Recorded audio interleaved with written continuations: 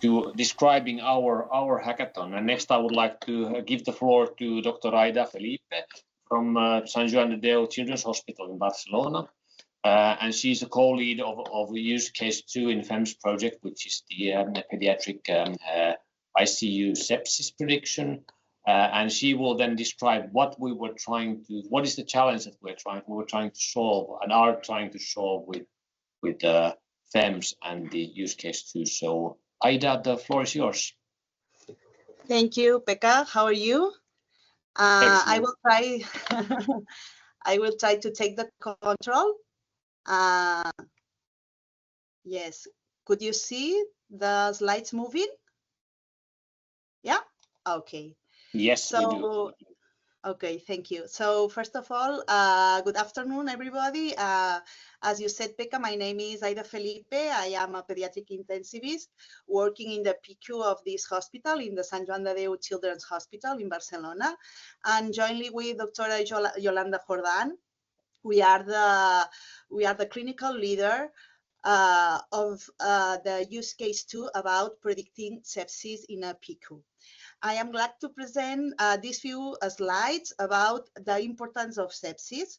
As you know, sepsis is the body's extreme response to an infection and is a leading cause of morbidity, mortality, and healthcare resource use worldwide for pediatric populations, with an in-hospital mortality that ranges from less than 1% to over 7%, depending on risk factors and severity of illness, is very important because most deaths occur within the first 48 to 72 hours of treatment.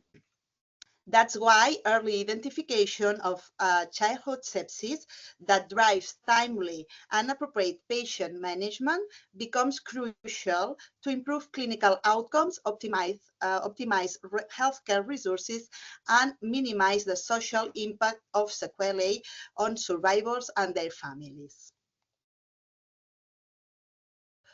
Currently, early identification of sepsis is challenging because clinical judgment and abnormal vital signs lack sufficient sensitivity. Also, analytical markers only have a moderate capacity for diagnosis, and recent markers are only useful in seriously ill patients, but the evidence is not sufficiently solid. Different scales combining all these parameters have been developed with no success in early sepsis recognition and not useful in clinical practice. Recently, PHENIX criteria for pediatric sepsis and septic shock have been published in 2024 to update and evaluate criteria for sepsis and septic shock in children.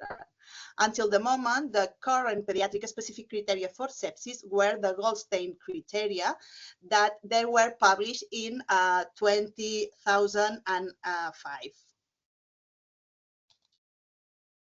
The PHENIX sepsis score have strong points and weak points. The strong points of the sepsis PHENIX score is that you can apply it in countries with different levels of economic resources. But weak points are, again, its lack of predictivity and early recognition, being only useful in diagnosis of evolved patients.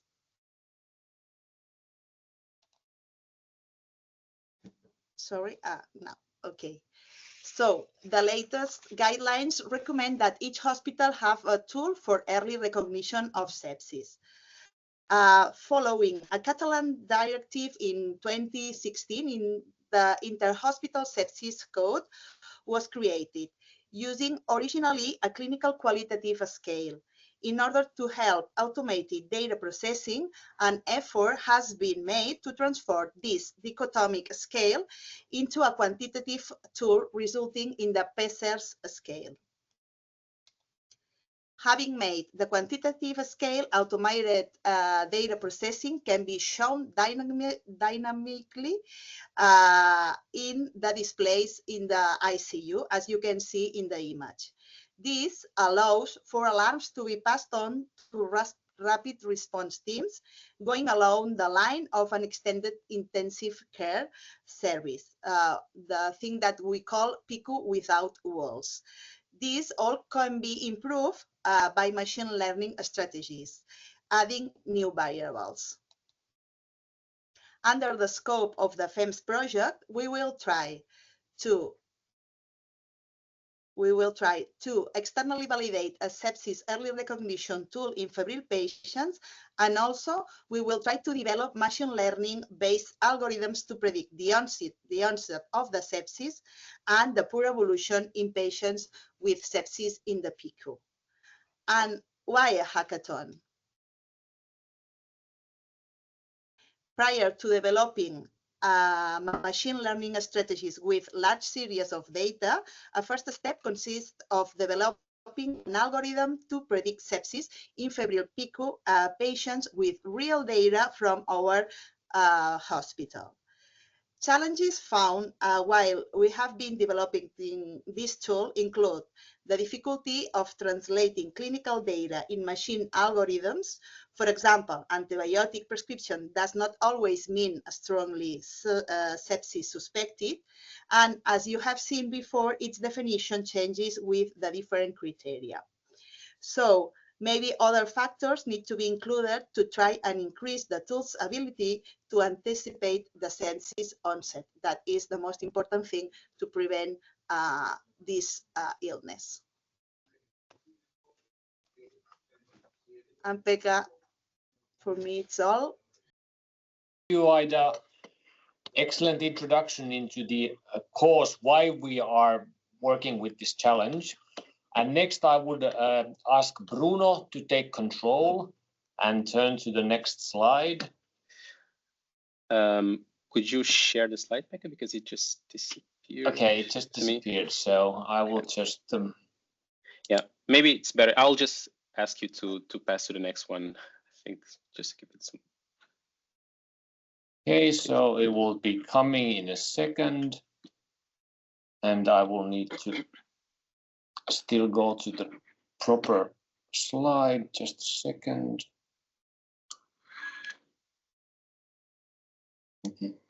We are check. Almost there.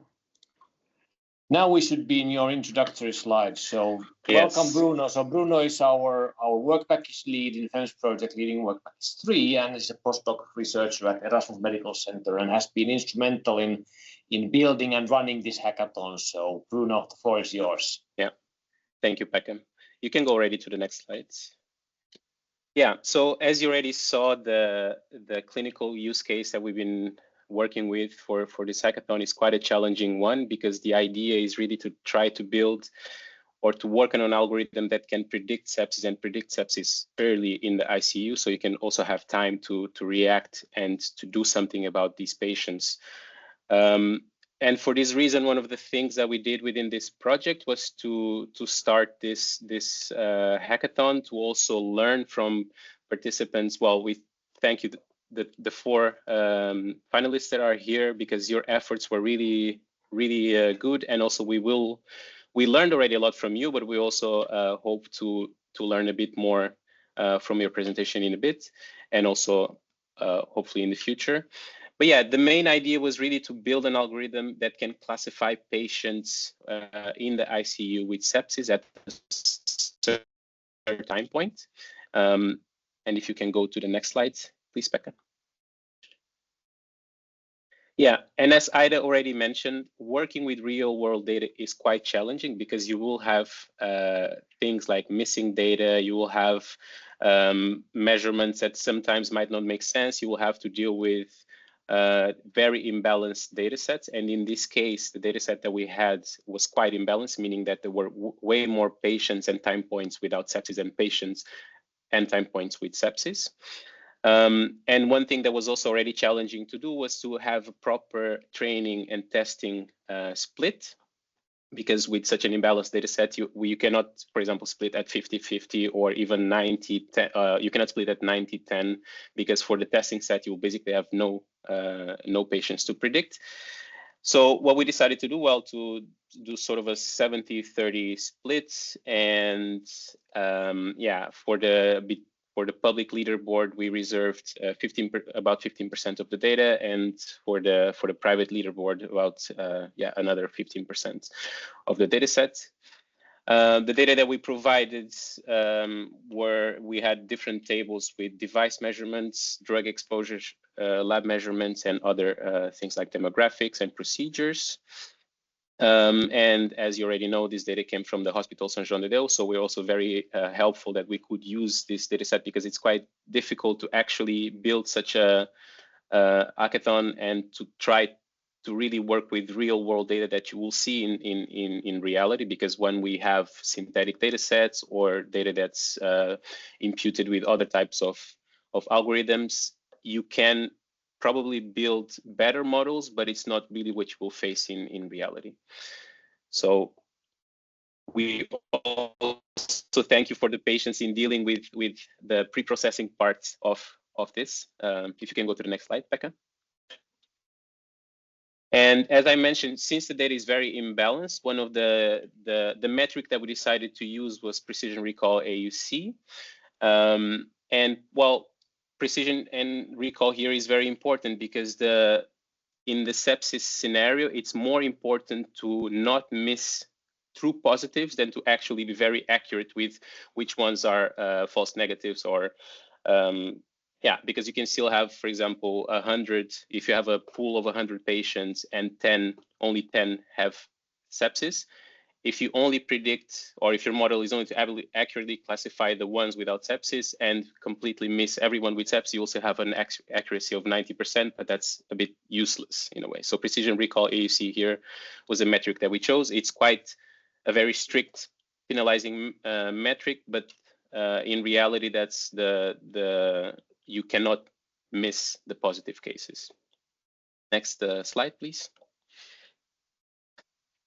Yeah, and just a quick summary that I show you here, what we observed throughout about 3 weeks of the challenge. Well, we had quite a good participation, around almost 800 entrants, 195 participants, and a few people also decided to work in teams, which is also very nice to see. And we had about yeah, more than 6,000 submissions.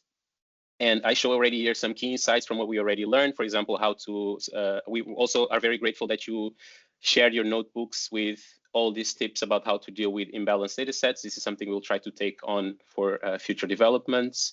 We already have some ideas of what can be best performing models. And of course, as I said, well, one of the things that we still see is obviously the models are quite good in the training set, but the generalization was not the best. But this is something that's part of the reality. So this is something that I'm also curious to hear from the 3 teams here. If you can go to the next slide, Becca. Oh yeah, and that was my last slide. So Lydia is going to introduce the winners. Thank you, Bruno. And next up, so we'll give the floor to Lydia Briggs, who is in a GOSH clinical informatics research program and very actively contributing to the PHEMS project. And she will now then introduce those who did the best. And Lydia, the floor is yours. Thank you. So I think we can go to the next slide. Yeah, so thank you to all who, again, just reiterating all of the previous comments, but thank you to all who expressed interest in this hackathon. Yeah, like Bruno said, the metric that was used to determine the winners is precision recall area under the curve. And we've got our 3 finalists here. So I think the next slide should show us the leaderboard.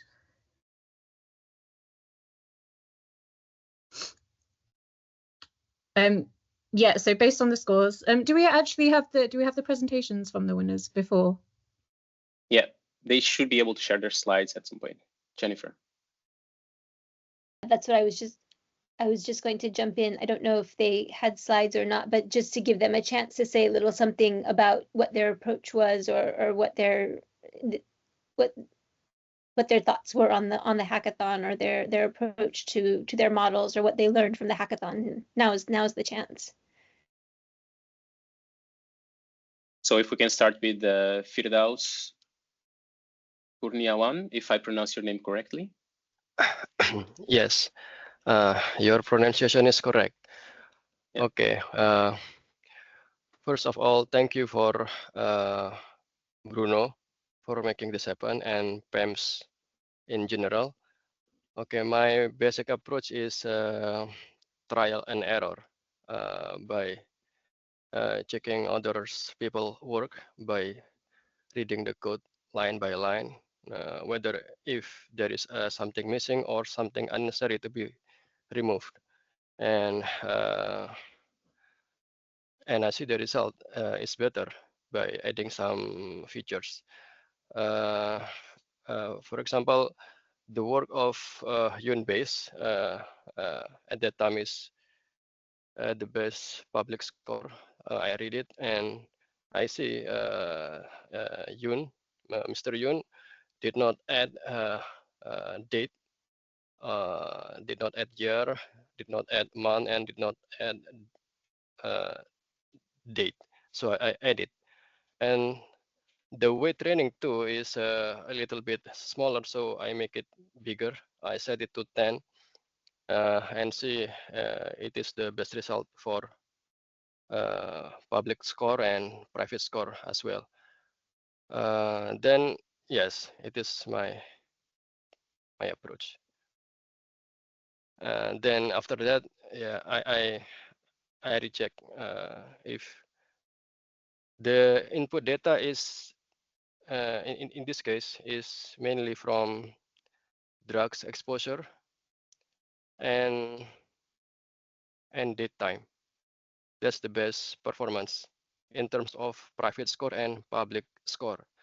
But in terms of stability, if you use only drugs exposure and date time only, I found that the CV score is very low, very bad, 1.4 something. But the public score is 0.667, 0.6 something. The discrepancy is very big. So because the imbalance data. But if we add, I found if I add measurement maths about heart rate, about respiratory rate, all of data in measurement math, I found it very stable. The CV score was 0.5 something, and yet the public score and private score was 0.5 something. In terms of stability is better. Okay, but if we add all data, not all data, if I add measurement math, measurement labs, demographics, combined with drug exposure, the results are not better. So yes, that's my approach. Thank you. Okay, the model is thank you. Yeah, okay, yeah, the model can be seen in the code. Okay, thank you very much. Yeah, okay, thank you. We can also, of course, later also discuss a little bit further about your notebook and the details, because we're also curious to understand. You did mention that it was quite a lot based on trial and error, but it's important that we also discuss that later, how to further evaluate that. But thank you for your presentation. Okay, if we can move to the second team, Onder and Nya, if I can pronounce your names correctly. Yeah, it's correct. If you have slides to share, please feel free to also share those slides. Yeah. Okay. Can you hear me, by the way? Yes. Yeah. Okay. Thank you very much for preparing such an hackathon. We have a few slides. It's going to take, I don't know, 3 minutes maybe.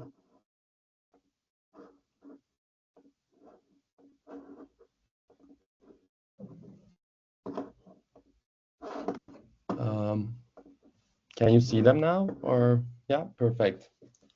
So okay, my teammate Niga will start actually. So this is the second place solution. Yeah, hi everybody. Hope you can hear me well. So I think it was addressed several times during this calling that we had several challenges actually with this hackathon. First is huge class imbalance that we encounter. And second one is data was literally irregularly sampled. We have really sparse features. The measurements were taken with in different time periods. So it was definitely a challenge. And we tried our best to address those challenges in our final solution.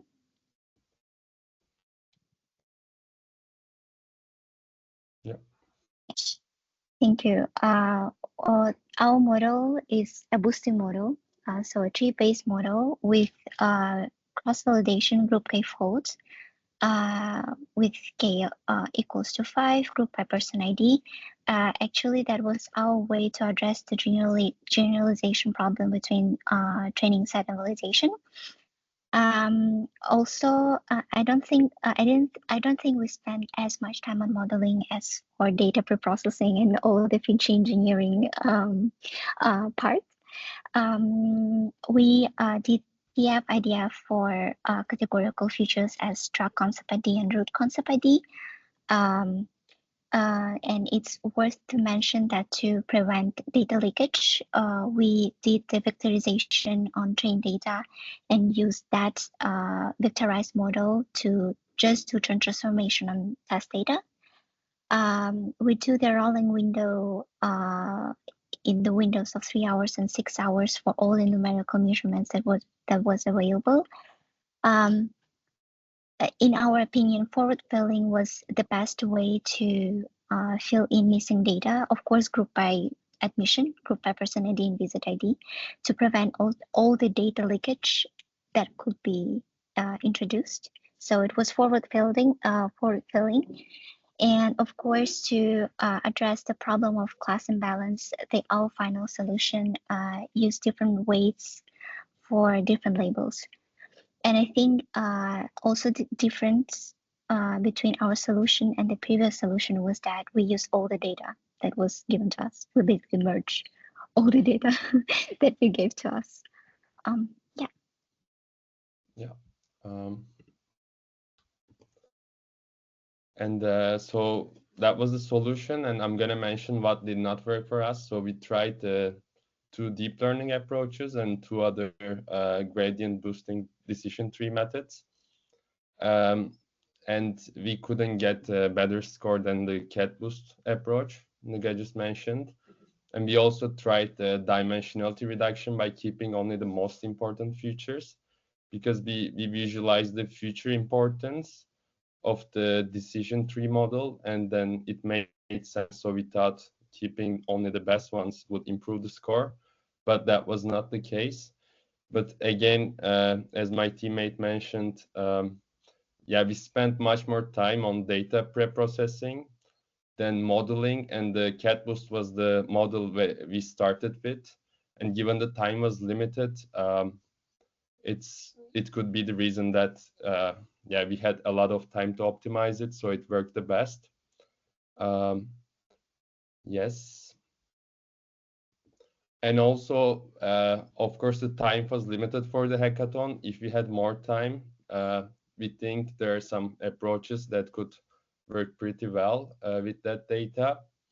So one of the main challenges in that data is the data being irregularly sampled. For example, you have the heart rate data very frequently, but for example, data like blood tests or such things are not as frequently sampled, and the frequency is also irregular there. So for such cases, there are actually some models out there with more like deep learning approaches. Two examples are, one is a GRUD, it's a recurrent neural network, and the other one is continuous kernel convolution. So those two work well with irregularly sampled data. For the continuous kernel convolution model, one of the use cases specifically early prediction of sepsis. Maybe some of you are familiar. There is this data set called PhysioNet 2019 challenge, and those two models also report results from that challenge, and as you can see, pretty good results. So it could be also nice to try those out with the pediatric sepsis prediction data. I think that's all. Thanks a lot for listening. Great. Thank you. I agree completely. I also am aware of this PhysioNet challenge, and also in that case, they actually use a utility score to classify the algorithms. And this that you showed is really, really useful. And indeed, I did expect that the majority of teams would spend more time on data processing than on modeling, because the data is quite complex, and it also provided you in different tables because, as you say, the most measurements are sampled with different frequencies. So to also not merge and lose information and provide you a fully merged data that's also clean, we decided to provide everything in separate tables. And this is also part of the challenge, that teams are able to also deal with such things, because the idea is indeed to go from the beginning, from the type of data that we collect from the ICU, to this type of result. Even if the classification at the end is not perfect, this is already a big step for us as well. So thank you very much for your efforts. Okay. Thanks a lot. Yeah. Thank you. If we can go to the next participant, Amin, if you're here. Good afternoon, everyone. Can you hear me well? Before I begin, yes, I would like yes. to take a moment to thank PHEMS and Bruno for organizing this competition. It's been an incredible opportunity to push the boundary of what we can achieve with machine learning. Today, I will be walking you through the approach we use to improve predictive reliability by leveraging ensemble learning across different data perspectives. One of the key challenges in predictive modeling, especially in clinical application, is ensuring that our models generalize well across different scenarios. Instead of relying on a single model trained on one type of data, we use an ensemble approach that integrates multiple perspectives for more robust predictions. To build this ensemble, we started by applying TF-IDF frequency average document frequency to drug exposure data, which trained our first classifier. TF-IDF is a statistical technique that identifies the most relevant word in a document relative to the entire dataset, helping us extract meaningful pattern in data usage. The second classifier takes a broader approach, analyzing full spectrum of clinical data. This ensures we don't overlook key patient characteristics, allowing us to balance out potential biases from the drug exposure data.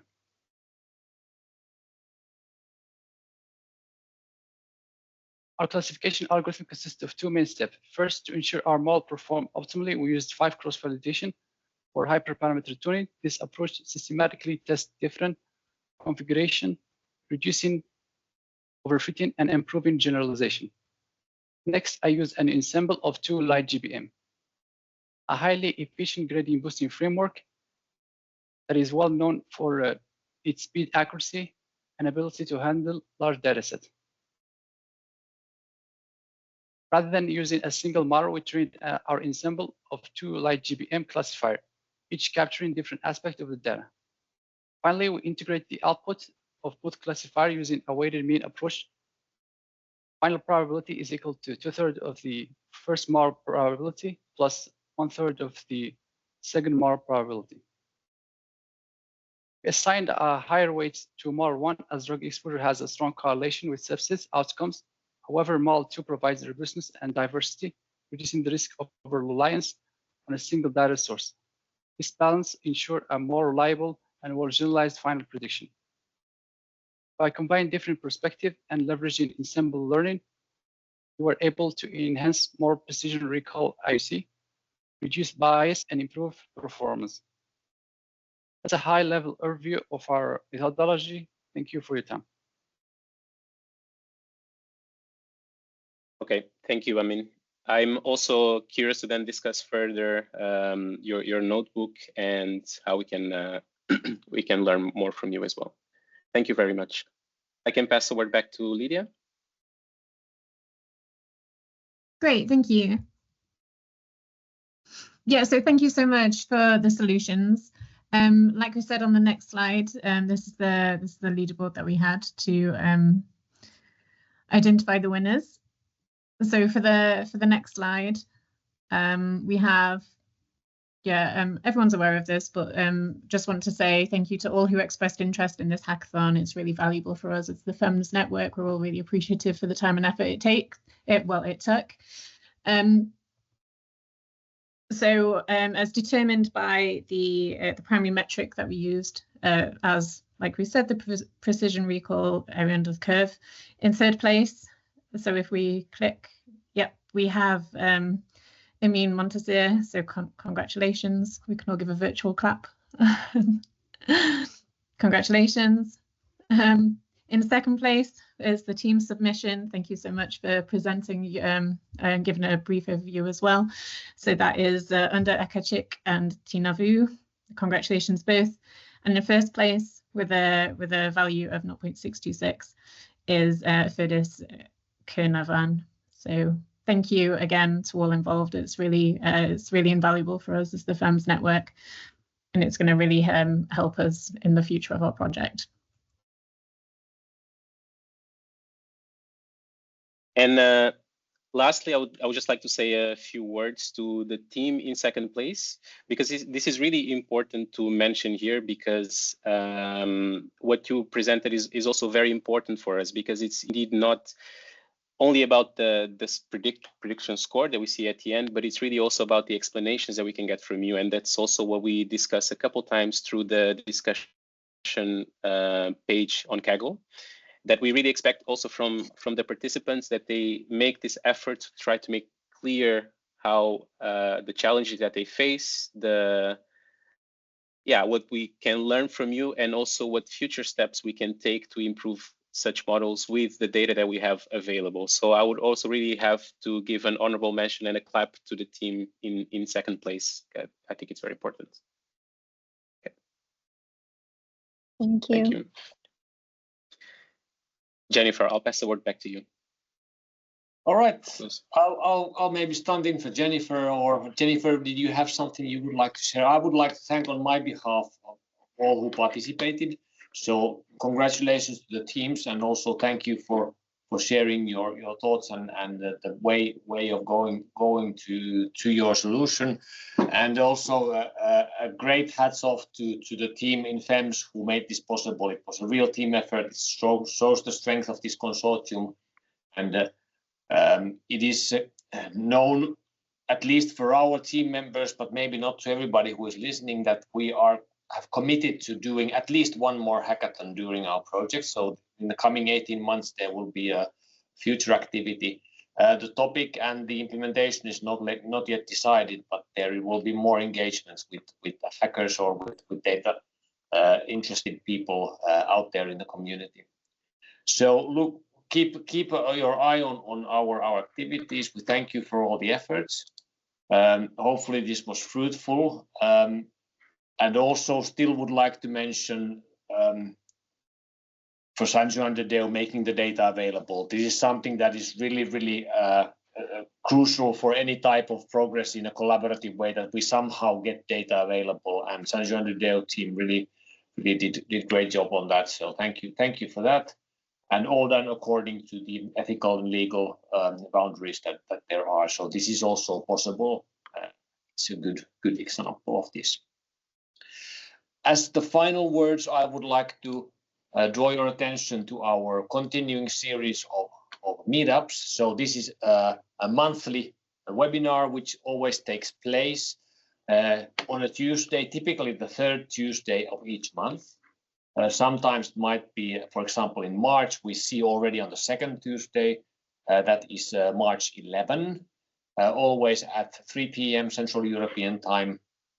Our next subject will be around the European health data space and how does it relate to what we are trying to create in PHEMS, the pediatric health data space. So it is slightly different approaches, but both achieving or aiming towards the same objective, to enable data sharing, collaboration around data, so that better science, better benchmarking, and better innovative activities can be done to serve our patients and our healthcare systems.